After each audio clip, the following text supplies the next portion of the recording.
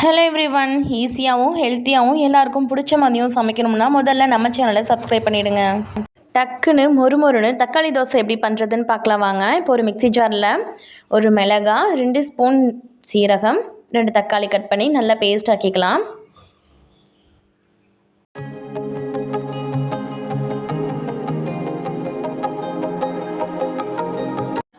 ஒரு கப் ரவை, 3/4 கப் பச்சரிசி மாவு, 1 டேபிள் ஸ்பூன் அளவு கோதுமையும் சேர்த்து நல்லா மிக்ஸ் பண்ணி விட்டுக்கலாம்.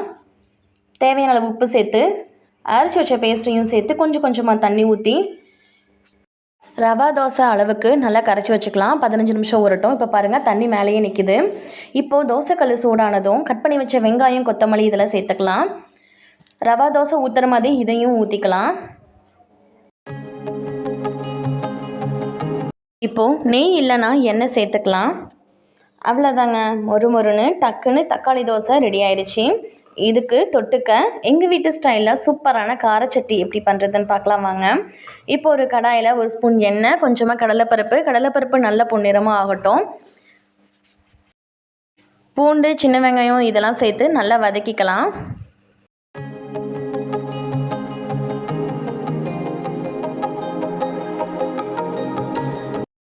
நல்லா வதங்கினதும் ஒரு வரமிளகாய், 2 தக்காளி கட் பண்ணி இதில் சேர்த்துக்கலாம். இப்போ நல்லா வதங்கட்டும்.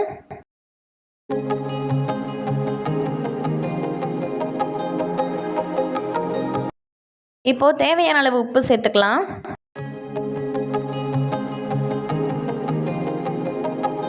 இப்போது கொத்தமல்லி இலையை தூவி 2 நிமிஷம் நல்லா வதங்கட்டும். அவ்வளோதாங்க, ஆறுனதும் மிக்ஸி ஜாரில் போட்டு எடுத்தோம்னா சூப்பரான எங்கள் வீட்டு ஸ்டைலில் கார சட்னி ரெடி ஆயிடுச்சு.